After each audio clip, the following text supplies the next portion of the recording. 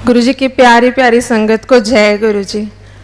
मेरा नाम ईशा है, मैं गुरुजी की बेटी हूँ and I am so blessed to be his daughter. मैंने सत्संग पहले कभी शेयर नहीं किया ऐसे, तो अगर मुझसे कोई भूल हो जाए तो मुझे माफ़ करना। मेरी जर्नी 4 साल पहले शुरू हुई थी। मेरी कज़न गुंजन मुझे जलंधर मंदिर ले गई थी। तब मैं गुरुजी के बारे में कुछ नहीं जानती थी। ऐसे ही उसने कहा यहाँ एक गुरुजी का मंदिर है, तुम चलो। तो मैं चली गई। वहाँ जब गई तो बहुत अच्छा लगा, वहाँ का ऑरा बहुत अच्छा था। मुझे ऐसा लगा कि उस चेयर पे ना कोई बैठा है, बट पहली बार गई थी, कुछ जानती नहीं थी। वापस आ गए, चाय प्रसाद पिया, वहाँ से वापस आ गए। 2 साल कोई कनेक्टिविटी नहीं हुई। कभी नहीं पूछा कि कहाँ गई थी, गुरुजी कौन है, किसी कार पे नहीं पड़ा, कभी नहीं देखा। 2 साल बाद फेब में पापा के घर सत्संग हुआ। वहाँ से मेरी जर्नी स्टार्ट हुई, रियल जर्नी जिसको कहते हैं। जुड़े तो पता नहीं कितने जन्मों से हैं, पर जब से जाना तब से 2 साल।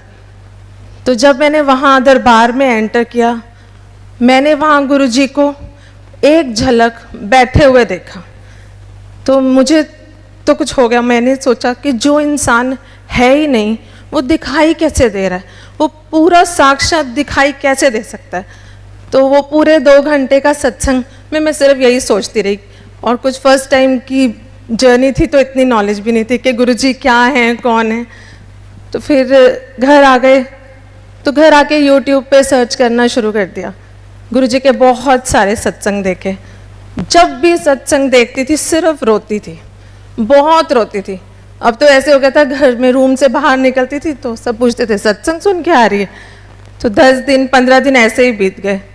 तो मैंने गुरुजी को कहा, मैंने कहा गुरुजी अगर मैं आपसे जुड़ रही हूँ, आपकी संगत बन रही हूँ, तो इतना रो क्यों रही हूँ। तो ऐसे ना अंदर से एक आवाज़ आई, कमांडर अंकल ने पूछ। तो मुझे नहीं पता था कि गुरुजी बात करते हैं, कोई टेलीपैथी होती है, पर मुझे फिर भी लगा पता नहीं मेरी आवाज़ है जो मुझे सुनाई दे रही है। तो मैंने अपने पापा को कॉल करके बोला, मैं कहा आप कमांडर अंकल का नंबर दे सकते हो मुझे। उन्होंने मुझे अंकल का नंबर दिया। मैंने अंकल को फ़ोन किया। मैंने कहा अंकल मुझे नहीं पता गुरुजी बात करते हैं कि नहीं, पर एक आवाज़ सुनाई देती है, कमांडर अंकल ने पूछ ले। तो अंकल से मैंने पूछा मैं इतना रो क्यों रही हूँ, मतलब I don't want to cry but I am still crying. तो अंकल ने कहा वैसे तो गुरुजी की संगत कभी ना रोए, पर शायद आपने जन्मों से अपनी फीलिंग्स किसी के साथ शेयर नहीं किए, शायद इसलिए आप रो रहे हो। वो आंसर भी गुरुजी का ही होगा जो अंकल के थ्रू मुझे मिला। वहाँ से मेरी जर्नी बढ़ी। बस धीरे धीरे धीरे धीरे मेरा रोना ज़रूर कम हो गया, पर मुझे गुरुजी की तरफ मेरी जर्नी बढ़ने लग गई। तो जैसे जैसे मैं यूट्यूब पे बहुत सत्संग सुनती रहती थी, सब कुछ था, तो मुझे एक दिन लगा कि क्यों ना गुरुजी का एक स्वरूप मैं अपने घर ले आऊँ। गुरुजी मेरे घर भी आए। तब तक ये जान लिया था कि गुरुजी का स्वरूप गुरुजी का खुद आना है। तो 3 जुलाई को गुरुजी को दिल्ली से यहाँ स्वरूप बना और मेरे घर पहुँचा।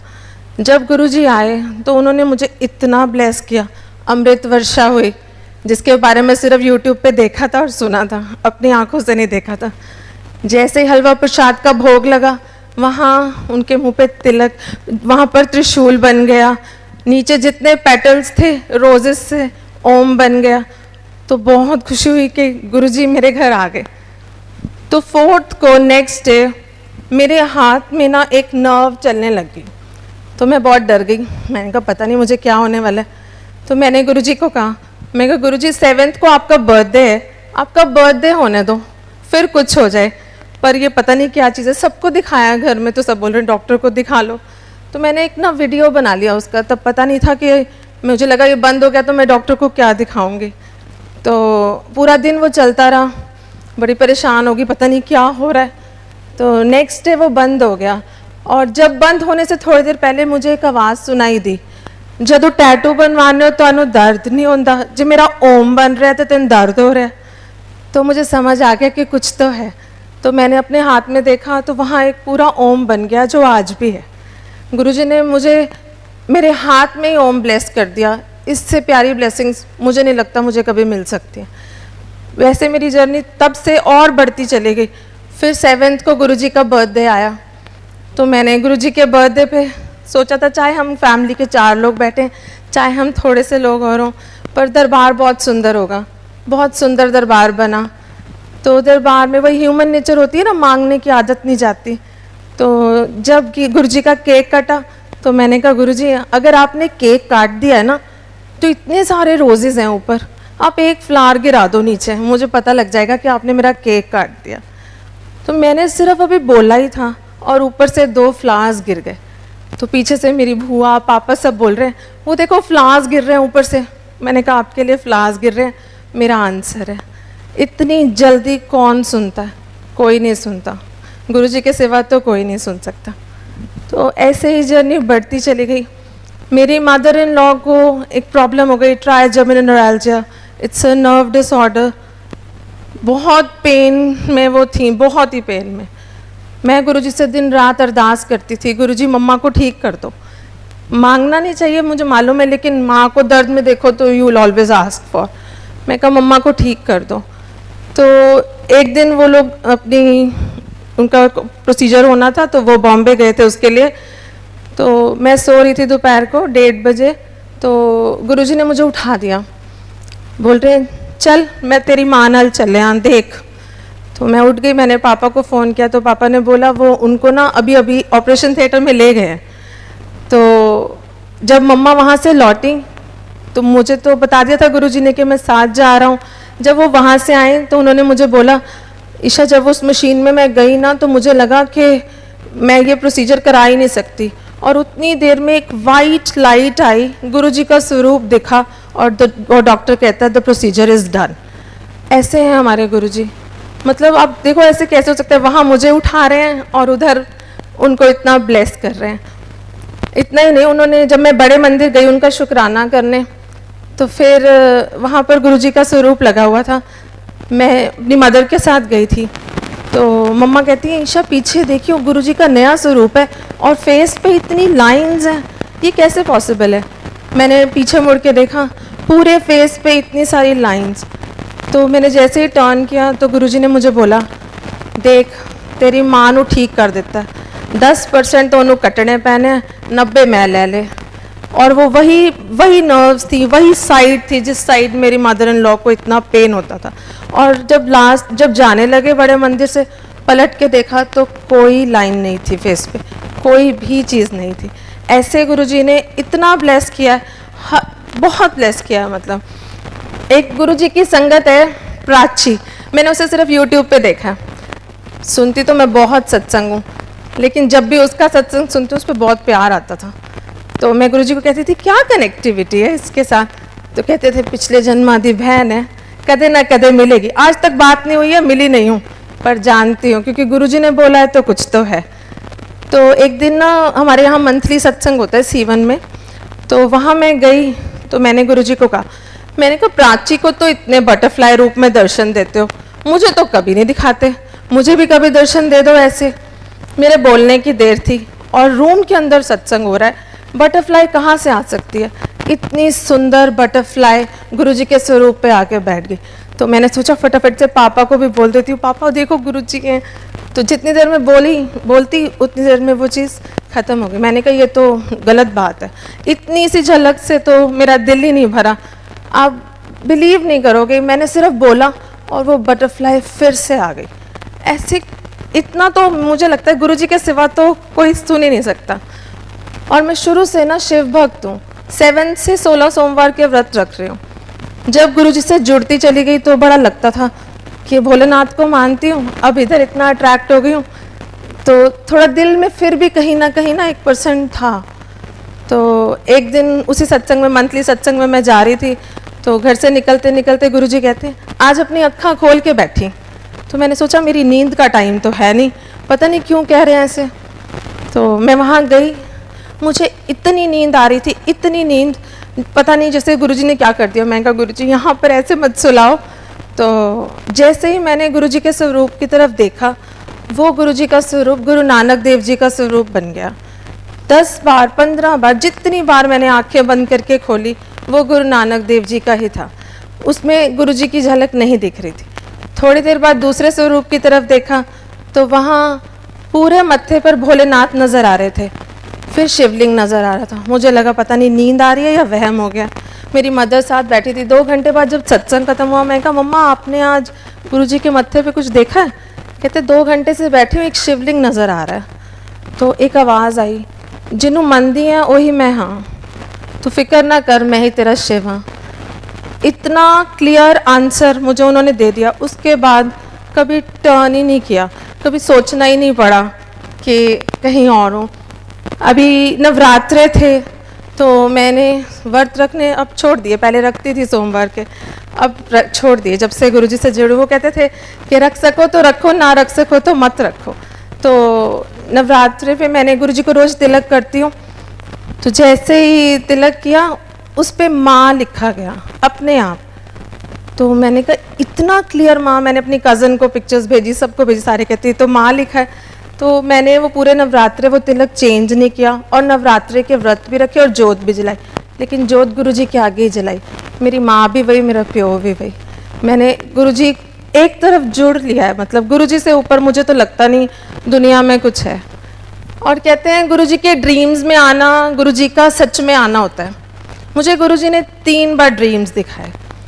पहला ड्रीम, मेरी बेटी है 6 इयर्स की, उसके स्टमक में बहुत पेन रहता था। तो हमने एक दिन उसको पटियाला दिखाने जाना था। तो जिस दिन जाना था उससे 1 रात पहले मुझे ड्रीम आता है गुरुजी का। गुरुजी बैठे हैं और इनायत को अपनी लैप में रखा हुआ है और मेरा सपना ख़त्म हो जाता है। मुझे समझ आ जाती है कि गुरुजी ने इनायत को ब्लेस कर दिया। नेक्स्ट डे हम गए दिखाने, अल्ट्रासाउंड हुआ, एक्सरेज हुए, रिपोर्ट्स बिल्कुल नॉर्मल, क्योंकि वो ऑलरेडी ब्लेस कर चुके थे। दूसरा सपना आया मुझे मेरी मदर इन लॉ का। जब ये गुरुजी का जो मैंने आपको बताया उससे पहले मैंने देखा घर में सब रो रहे हैं, सब रो रहे हैं, सब कपड़े वाइट पहने हैं और वहाँ मेरी मम्मा की डेड बॉडी पड़ी है। तो मैं डर गई, मैंने कहा ये पता नहीं क्या हो गया। तो उधर से गुरुजी नज़र आते हैं और बोलते हैं जा तेरी माँ नू लाइफ ब्लेस कर देती। कौन दे सकता है लाइफ? रब के सिवा कोई नहीं दे सकता। मुझे मालूम है हमें उन्होंने क्या दे दिया। वी कैन नेवर बी, हम इतना थैंकफुल हैं उनके लिए, मैं बता भी नहीं सकती। सारी ज़िंदगी शुक्राना करें तो कम है। थर्ड सपना देखा, मैं इंस्टाग्राम पे हमेशा देखती थी, एक कपल है, उसमें एक गर्ल एज अ ब्राइड है और उसको गुरुजी तिलक कर रहे हैं अपने हाथ से। मैं कहती थी कितनी लकी है, इसकी मैरिड लाइफ कितनी अच्छी होगी ना, जिसको गुरुजी ने खुद अपने हाथ से तिलक कर दिया। और फिर देखती थी कि लोग चरण सेवा करते हैं, सोचती थी कितनी अच्छी और कितनी लकी है वो पुरानी संगत जो गुरुजी की चरण सेवा कर पाई। उस दिन सपना आया वेरी अर्ली मॉर्निंग, वहाँ गुरुजी बैठे हुए हैं, बहुत थोड़ी सी संगत है, तो गुरुजी की चरण सेवा कर रहा है कोई। मैं धीरे से पास जाके बोलती हूँ गुरुजी मैं कर लूँ? तो कहते हाँ कर ले, मतलब बहुत प्यार से नहीं पर कहते कर ले। तो मैंने थोड़ी देर चरण सेवा की, फिर एक डब्बी उठाई उन गुरुजी ने, तिलक लिया और मेरे मत्थे पे लगा दिया और मेरा सपना ख़त्म हो गया। गुरुजी से सिर्फ मैंने एक दिन अरदास की थी कि काश ऐसा हमारे साथ भी होता, और देखो उन्होंने मुझे ड्रीम में वो सब कुछ दे दिया जो मैंने सोचा। मेरे पास सत्संग बहुत है, बहुत ही है डेली का एक सत्संग है। अब तो गुरुजी के नाम से ही दिन की शुरुआत होती है और गुरुजी के नाम पे ही ख़त्म होती है। मैं गुरुजी से एक चीज़ हमेशा मांगती हूँ कि मुझे ना संगत जोड़ने की सेवा बख्शना। हमेशा जब से मैं जुड़ी हूँ मैं हमेशा यही कहती हूँ कि मुझे आपके गुणगान गाने का मौका मिले। एक दिन जब मैं देखती हूँ यूट्यूब सब सत्संग कर रहे हैं तो मेरे दिमाग में थॉट आया, मैं कहा मैं कभी कैमरा फेस करूँगी, मैं गुरुजी का गुणगान कभी ऐसे कर पाऊँगी। और दिन very next day commander uncle का मुझे फ़ोन आता है, कहते हैं आप एनुअल सत्संग होगा गुरुजी का 25 को और आप वहाँ सत्संग करेंगे। मैंने कहा गुरुजी ऐसे तो कैसे मैं आपका शुक्राना करूँ ना, मतलब एक पल भी नहीं लगता और ऐसे हो जाता है। और जिस दिन अंकल का फ़ोन आया तो देखो मानते सब हैं, घर में भी सब मानते हैं, लेकिन वही गुरुजी भी कहते थे ना एडमिशन सबका हो जाता है, फिर क्लास वो डिसाइड करते हैं। ऐसे ही तो मैंने पापा को बोला पापा आप हम दोनों तो जा रहे हैं मम्मा पापा, काश मेरे अंकल भी साथ चले ना, किसी दिन ऐसा आए कि हिमांशु खुद कहें कि मैं भी चलूँ। एंड नेक्स्ट मॉर्निंग, ये तो मैं अपने पापा से रात को बोल रही थी और गुरुजी से अरदास कर रही थी, नेक्स्ट मॉर्निंग चाय पीते सुबह वो मुझे बोल रहे हैं क्या मैं भी चल सकता हूँ। I was like my god Guruji, इससे ज़्यादा खुशी तो मुझे कभी नहीं मिल सकती. And today is here. I am really thankful to Guruji for everything. बहुत बहुत शुक्राना है. मतलब मेरी बुआ, चाचा के घर, पापा के घर, गुरुजी ने मुझे बोला अपने पापा के घर तूने दरबार बनाना है, सब कुछ तू करेगी. मैंने हर चीज़ किया, दरबार बना है वहाँ बहुत सुंदर. और हमेशा मैं ही चेंज करने जाती हूँ गुरुजी का चोला. जब भी चेंज करने जाती हूँ एक बटरफ्लाई वहाँ एंट्रेंस पे मिलती है हर बार. 6 महीने 8 महीने जितने महीने भी हो चुके हैं, मैं जब भी जाती हूँ एक बटरफ्लाई आती है, ऊपर से निकलती है, फिर हम दरबार में वो चोला चेंज करते हैं. कभी नहीं हुआ कि ऐसा ना हुआ हो. फिर एक दिन मैं सो रही थी तो कहते हैं जो पापा के घर दरबार बना है ना, वही चाचू के घर बनेगा. बनाएंगे वो खुद, तूने सिर्फ गाइड करना है. फिर वहाँ पर जब मैंने पापा के घर के लिए चेयर सिलेक्ट की थी तो वहाँ 2 चेयर्स थी, तो मैंने उनको बोला था नहीं एक ही चाहिए मुझे. और 10 दिन बाद ही मैंने उनको फ़ोन करके बोला नहीं, वो दूसरी चेयर भी हमारे ही घर आएगी, प्लीज़ उसे सेल मत करना. गुरुजी एक एक पल आपको गाइड करते हैं, एक एक पल. और जैसे मैंने कहा संगत जोड़ने की सेवा मांगी है, तो ऐसे ही संगत जुड़ रही है. हमारा छोटा सा शहर है कैथल, शायद गुरुजी के बारे में बहुत कम लोग जानते थे, और अब वहाँ सत्संग भी होते हैं. अभी रिसेंटली मैं 1 हफ्ता पहले एक सत्संग अटेंड किया अपनी फ्रेंड के घर ही, जिन्होंने मेरे घर ही सबसे पहले अटेंड किया था. उनके घर हलवा प्रसाद का भोग लगा. जैसे ही भोग का वो डब्बा खोला, ओम दर्शन हुए. सारी संगत ने किए ओम दर्शन. चाय का भोग लगा, चाय का कप के ऊपर इतने सुंदर ओम दर्शन. मतलब इतनी ब्लेसिंग्स हैं, आप सिर्फ सोचो और वो हो रहा है. मेरी एक फ्रेंड है, फाजिलगाह रहती है, उसको गुरुजी के बारे में कुछ नहीं पता था. मैंने उसे फ़ोन पे बताया, मैं कहा इससे ऊपर कोई दुनिया ही नहीं है. और आज वो इतनी ब्लेस्ड है, उसको इतनी गुरुजी ब्लेसिंग्स दे रहे हैं.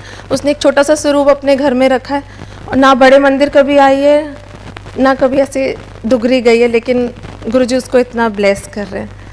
गुरुजी बहुत ब्लेस करते हैं, बहुत सारी ब्लेसिंग्स हैं. Thank you Guruji.